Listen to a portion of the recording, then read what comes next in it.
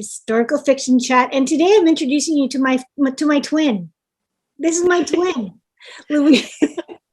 Louise Michalos is here to talk to me about Marilla before Anne. She's a local author, and she was actually born in the little town where I was living for 10 years. And I'm really excited to have you here. I think people are going to really connect to this. You're talking to all historical fiction readers and fans just like me, and I think they're going to love the book. So I'm going to start off as usual. I'm going to read Louise's bio and then the synopsis, and then I'm going to turn it over to her. And that's when you're going to have your tea and your cookies and be prepared to sit back and relax. All right. So tea biscuits. Yes, we'll make a tea and tea biscuits. That would be more apropos for your book too. That would be just right. So, okay, you got that? Tea and biscuits. That's perfect. And biscuits. All right. And just before I go, you should know we did not plan the shirts, but I think we look fantastic.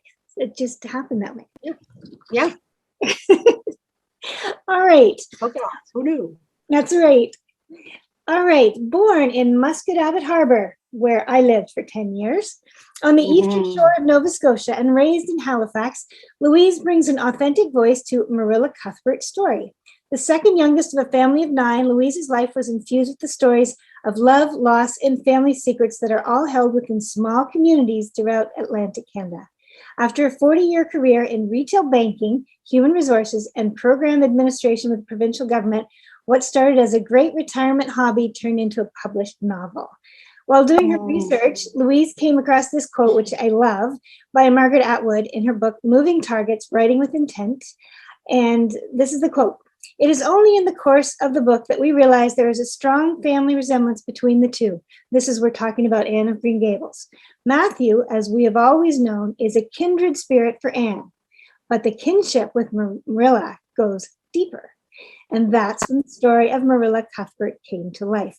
If you are one of the very few people on this earth that does not know Marilla Cuthbert, she is the woman who takes in Anne when she arrives at Green Gables, and she is sort of her foster mom, and they have a very interesting relationship. And so this book explores where that comes from.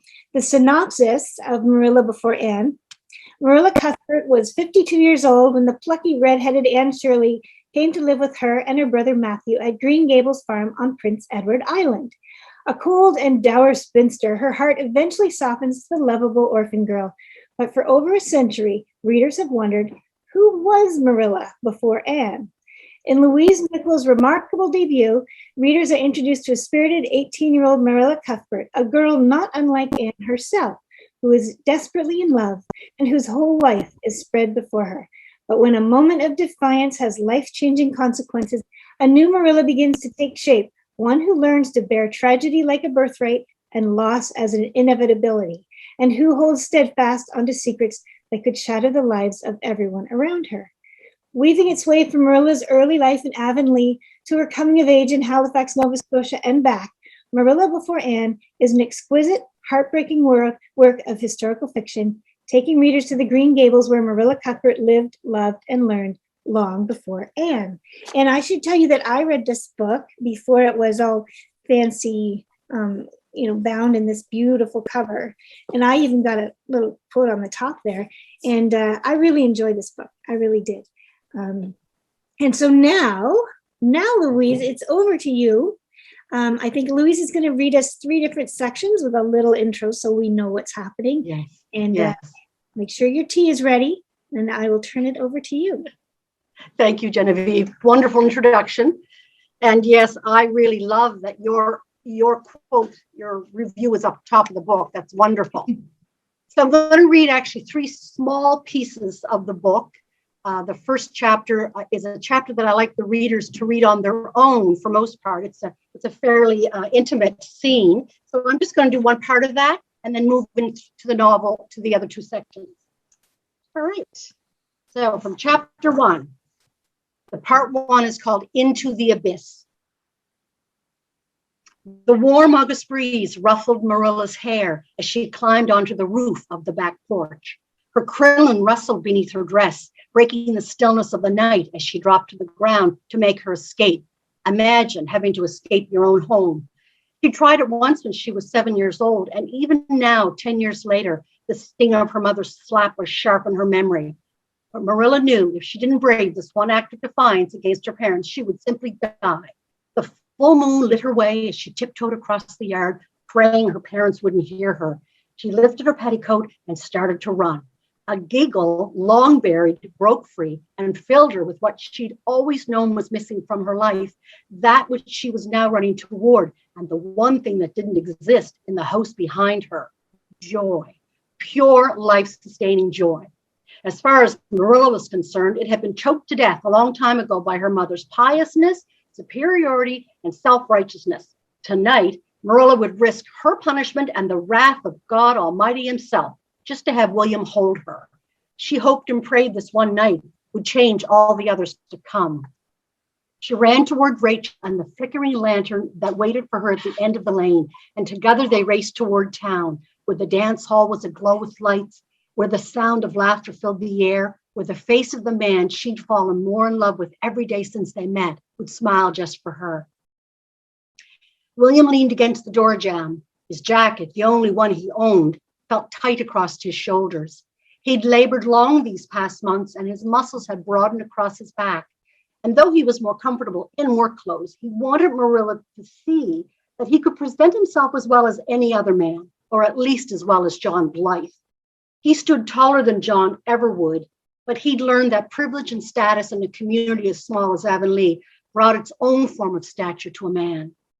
The last of the sun had slipped below the trees, and the peepers had begun their rhythmic symphony. William sighed, his impatience at last getting the best of him. "She'll get here, don't worry." "Who? What are you talking about?" The snort of laughter from behind and the clap of Duncan's hand on his shoulder made him turn. "Willie, my man, there's no hiding it. A blind man could see what you so stubbornly won't. And you can mark my words, that little filly who caught your eye when we landed here back in June is at this moment craving life, limb, and most likely mortal soul to get here." William swatted the hand from his shoulder and smirked. He jumped, leaving the steps behind, and landed in the dooryard, releasing the excitement that exploded at the mention of Marilla's limbs. Duncan headed back inside, leaving William to stare down the darkened road, his words drifting behind him as he retreated. "I'd be careful, William. John Blythe won't take kindly to a mainlander stealing his girl." The lantern held between the two young women shook as Rachel's words hissed into the darkness. "You can't possibly love him, Marilla. Get hold of yourself. You've only known him for a few months. What in the name of God will your mother say? She'll not have it." Marilla looked into Rachel's eyes, made all the more fiery by the glow of flame between them, and spat words she had little practice using. "I don't care." With that, she grabbed the lantern and started walking away. "You don't care? Why, Marilla Cuthbert," Rachel said, racing to catch up. "In all my life, I have never heard words like that come from you. You who has cared for everything and for everyone for, well, forever." "Precisely. But what about John? Are you saying you don't have feelings for him? Everyone knows you're his girl, Marilla, always have been and always will be." Marilla's rigid stance stopped Rachel in her tracks. "I am not his girl. Just because everyone thinks it doesn't make it so. John, with skin the color of straw, he pales next to my William. I'm certainly fond of him. We've known each other for years. And I guess I thought maybe that's what love was. But Rachel, I didn't even know what love was until I met William. Now I do." Rachel's voice softened. "William is quite handsome. Anyone can see that." Marilla placed a hand over her forehead and feigned a swoon, which made Rachel giggle. "But you haven't looked into his eyes. They are the deepest brown with bits of amber that sparkle when he smiles. And his teeth, they're perfect. Oh, for heaven's sakes, Marilla, he's not a horse. And he's sweet and thoughtful and so strong," Marilla said. Anxious now and breathless at the thought of seeing him, looped her arm through Rachel. "And best of all, he loves me too." The sound of fiddles reached them, and the glow of light shining in the distance made them squeal with excitement as they ran together toward the dance hall. So that's the end of just a little section of part one, just a teaser. And I'm going to move further into the book.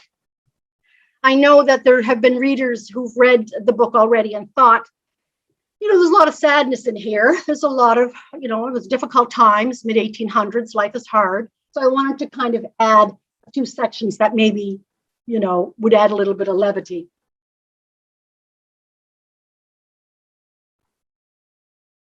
A week later, Marilla stood, bags gathered at her feet, watching as the ferry boat from Charlottetown docked and prepared for passengers. Gulls screeched overhead, and when the noon cannon sounded, she flinched. She gathered her bags and followed the crowd as it pushed forward. "Are you sure you can't stay longer?" Martha had said as she stood in the front porch waiting for her ride. It had rained for 2 solid days with no sign of letting up, and though it wasn't far, walking to the ferry was out of the question. "I hate to see you leave so soon. We'd hoped to show you around a bit once this rain stopped, of course." "I know, Aunt Martha." Martha stood wringing her hands. "So your memories of Halifax wouldn't always be so..."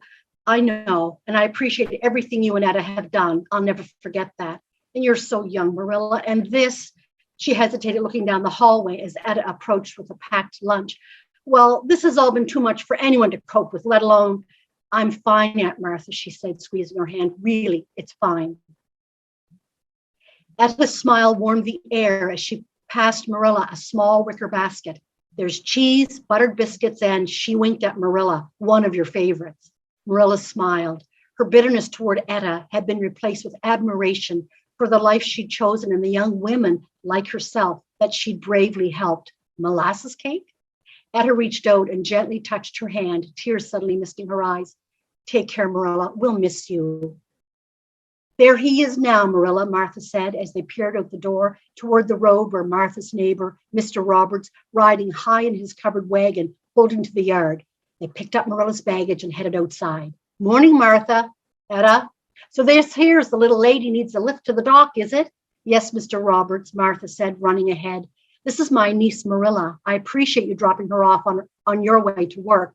Well, she'll be a mite bit early, but I dare say a whole lot drier." Marilla was bundled with hugs and kisses up into the wagon, and the image of them standing in the yard waving goodbye brought tears to her eyes as she made her way on board. She stood on the deck, tightened the scarf around her neck, and watched Halifax fade into the distance, its cold gray waters lapping against a shoreline that slowly disappeared into the fog. Though William was buried beneath its soil and its salt air was the first breath her baby ever drew, Halifax would never be her home. She reached into her handbag and pulled out the letter from Mrs. Willis. That's all she had now, all that was left. And she would carry it back to Green Gables and tuck it beneath the treasures already hidden inside her room. And that place, which held the memories of how much she had loved, would always be home. And in that moment, she longed to be there, back to where she knew she belonged. How am I doing for time? Genevieve, shall I continue? You are doing great. Keep going. I love it. Okay.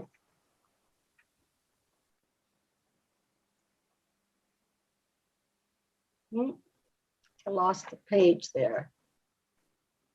Oops, sorry. I lost my place. That's all right. Oh, sorry about that. Do you want to call it at 2? Yes. All right, let's do that. Because I think that last section you read, I was thinking, how is she going to keep spoilers out of it? But you did a marvelous job of that. It was beautiful.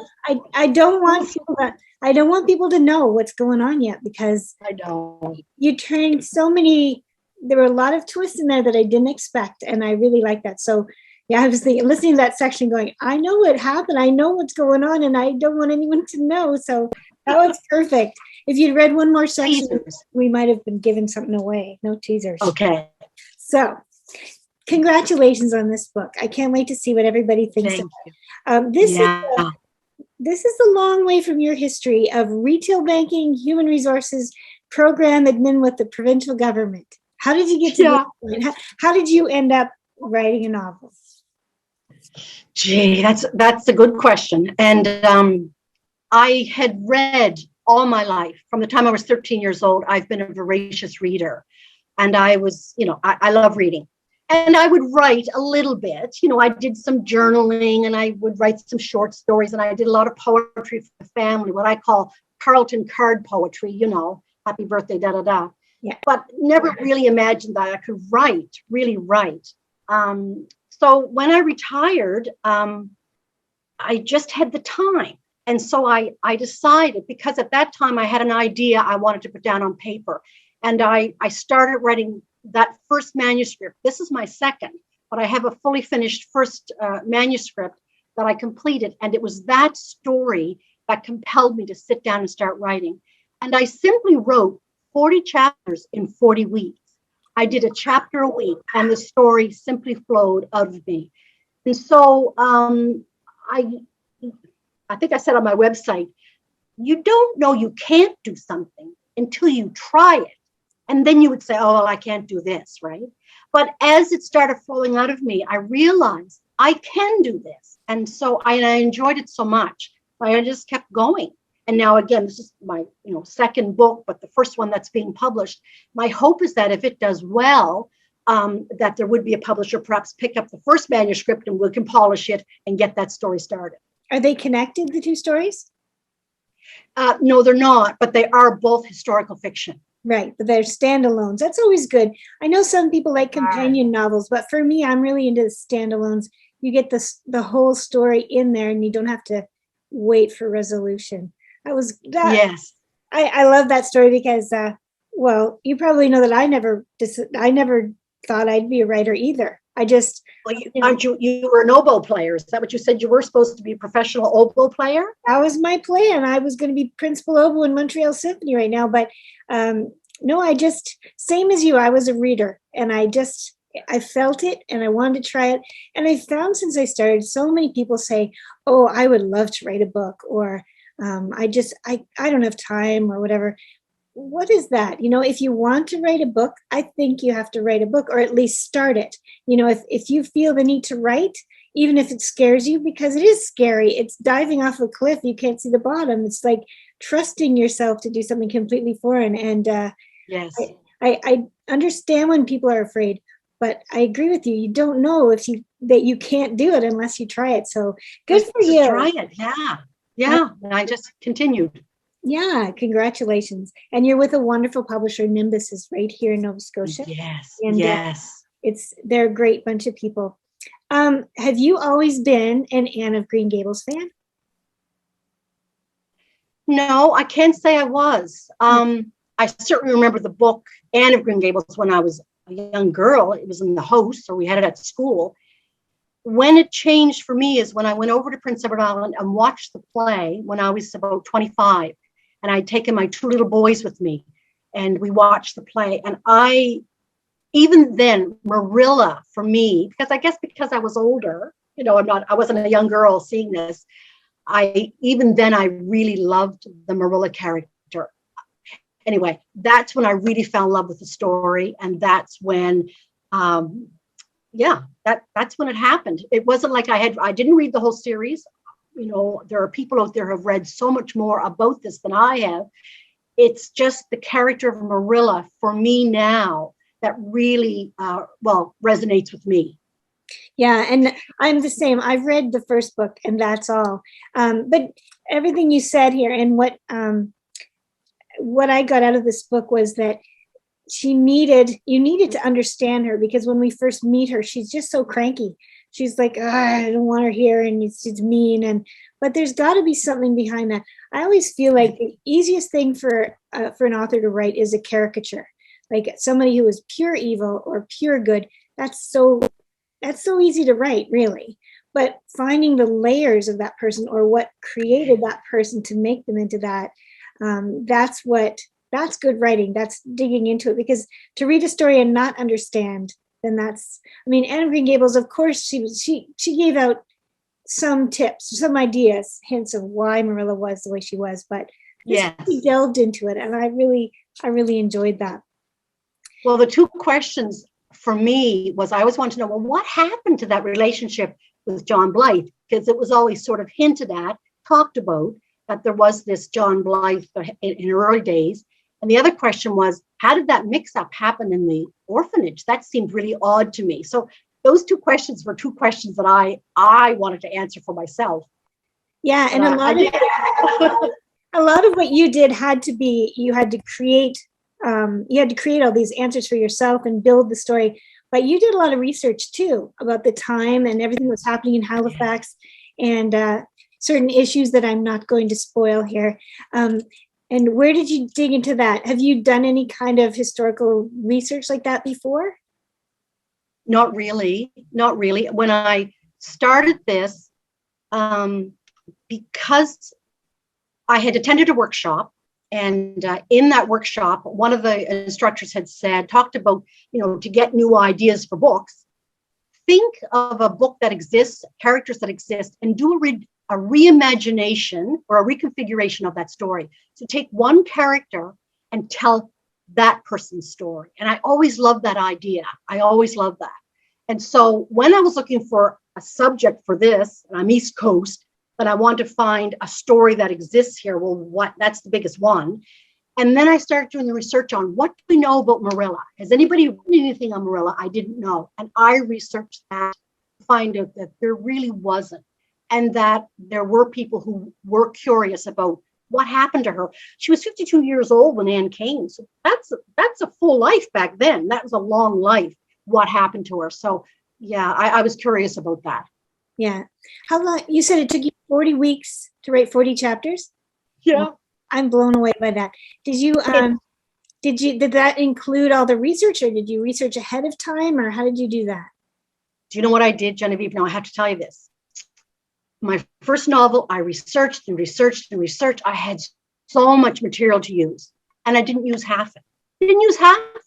Because the characters never went there, or the characters didn't do the thing that I researched, or there was no opportunity to use it. So this time I thought I'll wait until my characters are going to do something, and then I'm going to find it if it existed. So for example, the character Rachel's husband, he graduated from veterinarian college in Charlottetown, and that happened, and they're saying it, and I'm like, I don't even know if that exists. Now I have to go and find out. And so I researched it. There was a veterinarian college there. All of it existed at that time period. Same as when Marilla had to take a train trip from Halifax to Toronto. Like she says, I'm going to take the train to Toronto, and I'm like, whoa, I don't know if there's a train that goes to Toronto in 18 whatever. So I really did. I mean, I did some pre-research on the time period. The specifics of what the characters are doing, waited until they were there, and then I found out whether or not that is feasible. And as luck would have it, one of the ferries that she takes, it was one of the first ferries and brand new one that came to Halifax. The train was one that had just started running to Toronto, so it all just lined up great.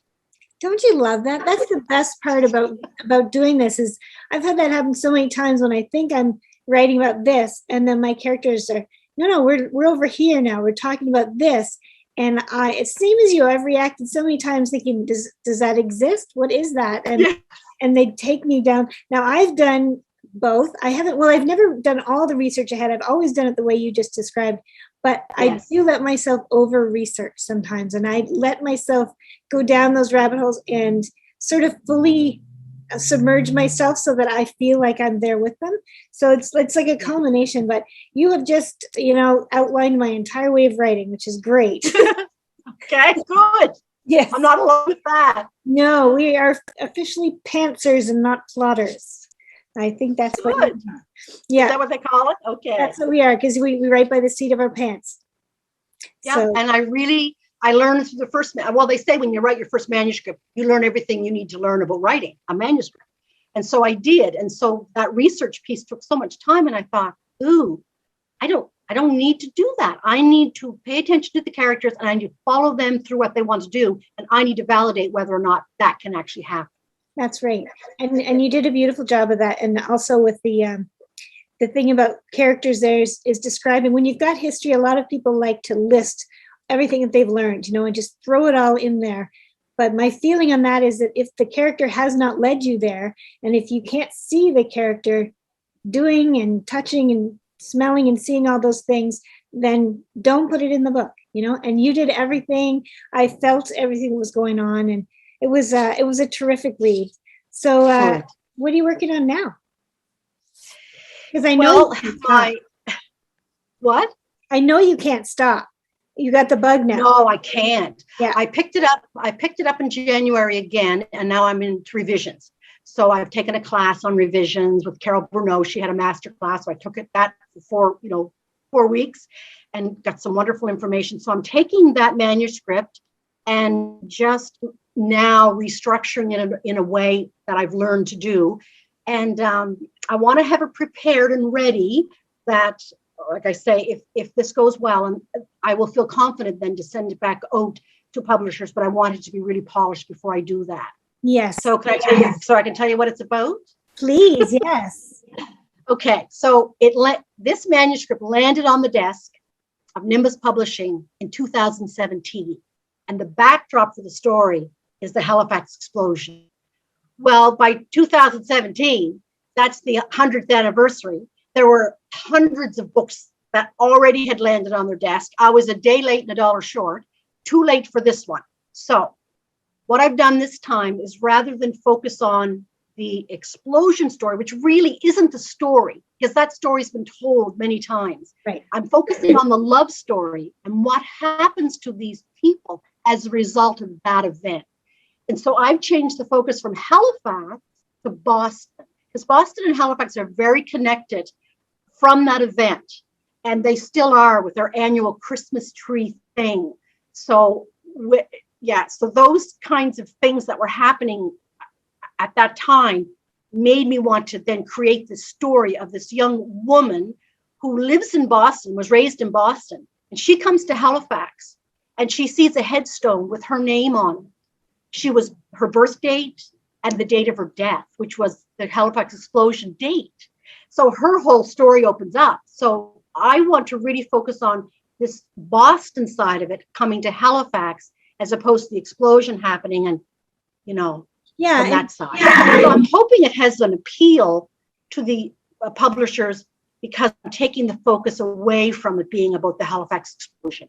Yeah. And I think for anyone that doesn't know the story behind that, when Halifax exploded, the first train to come in with help, with doctors and nurses and supplies, came out of Boston, and they were the first one to help the people here. And now it's an annual tradition that Nova Scotia gifts the largest, I don't know if it's the largest, but a big, beautiful tree every year. Yeah. They truck it down, and it's a big ceremony. And it's a beautiful tradition. I love that. So this is great. And yeah, you're right. It's not just about explosion. It's about how people survived it, not only physically, but mentally and emotionally, and how they build their relationships based on who they are after that. And good for you. Exactly. I think you can't say there's too many stories about something. I mean, look at all the novels coming out about World War II right now. Everybody's got a completely different story. And I'm not tired of them, because they're all beautiful. Wonderful stories. Yeah. So I would love to read yours when it's done, because it sounds like you're on a beautiful track for it. Yeah. So the revisions process is challenging. I'm finding it difficult. I did better when I could just sit down and write the whole thing, but this going back and restructuring, a little more difficult. It is a very hard part. But you'll find once you've got it restructured, it'll make it really smooth when you get into writing. It'll be really easy. The editing part for me is it's so scary. My editor and I work really, really closely, and we'll say, well, what if we did this? What if we change that? And what if it's that constant what if? And we'll change things and then restructure. And that's hard. And then we'll finish and go, but what if we had done, and then we have to do it all over again. So I love it, because it's like working with a puzzle, but like puzzles it's like a 3D puzzle. It's like so many things happening everywhere. So I know what you're saying. But I think you've got the bug, and now you've got the drive. So I'm sure you're going to do great with it. Yeah. I'm looking forward to, getting that one finished. Yeah, congratulations on that too. And thank you. Well, thank you for coming today. And everybody, again, this is the book that you want to go and order. Today, the 23rd of June, is launch day. And I want you all to go out and get your copy and support a Nova Scotia author, and on her beautiful debut. And people can watch the launch, Genevieve. People can watch the launch from the Nimbus site. They can connect through the Nimbus site. It's also on the Central Library in Halifax on their website as well. Nice. Okay, and that's so other people can attend. Yeah, I mean, I've invited a big list, but because it's being done by the library, they're opening it up to people, members of the library, and they can accommodate up to 500 people on a Zoom type event. So yeah, lots of people can join in. That's wonderful. Well, maybe you can send me a link to that, and I'll put it on this post when I have it up. So Perfect. That would be good. I'd love to share that. Well, thank you very much, Louise, again. And it's been a pleasure. And I love your taste in clothes. And it's been a great. Thanks, Genevieve. It was a pleasure for me to meet you as well. It was great to meet you, and all the best in all the success for this book and for the next one. Thank you. You have a great day. Bye-bye.